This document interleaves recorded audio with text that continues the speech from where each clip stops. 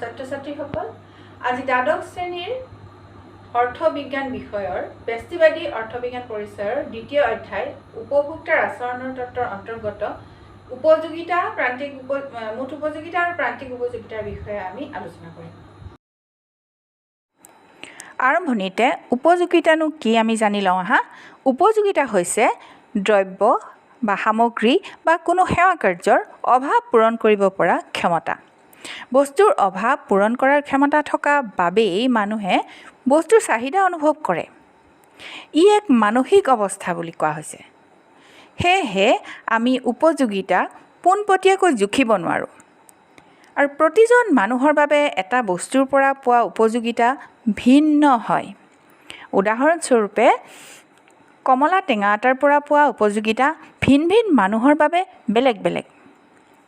সাংখ্যিক অৰ্থনীতিবিদসকলে মুদ্ৰাৰ জৰিয়তে উপযোগিতাৰ জোখ-মাখ কৰিছে।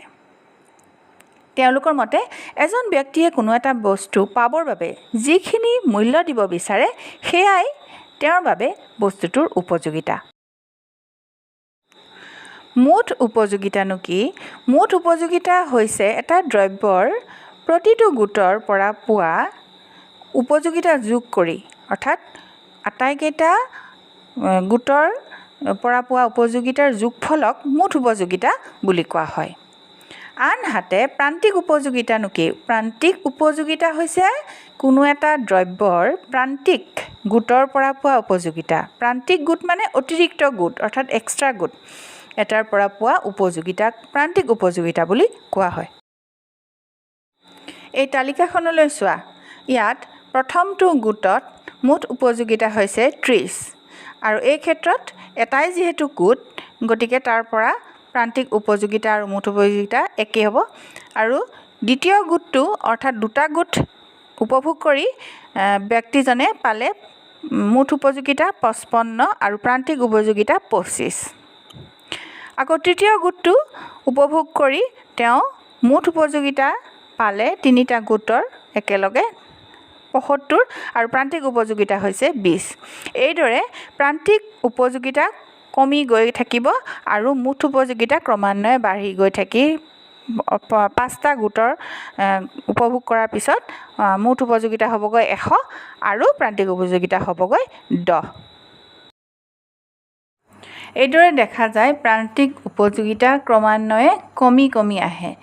মুঠ উপযোগিতা ক্ৰমহ্ৰাসমান হাৰত বাঢ়ি থাকে, কিন্তু প্ৰান্তিক উপযোগিতা ক্ৰমান্বয়ে কমি কমি আহে।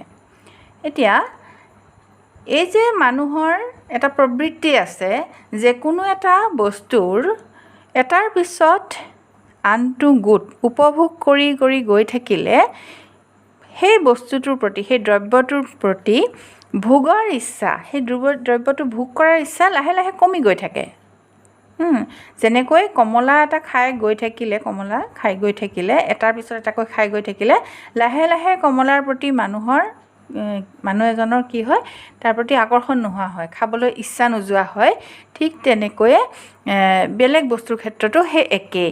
এই যে প্ৰবৃত্তিটো মানুহৰ, এই প্ৰবৃত্তিটোৰ ওপৰত ভিত্তি কৰিয়েই ক্ৰমহ্ৰাসমান প্ৰান্তিক উপযোগিতা বিধিটো প্ৰস্তুত কৰা হৈছে।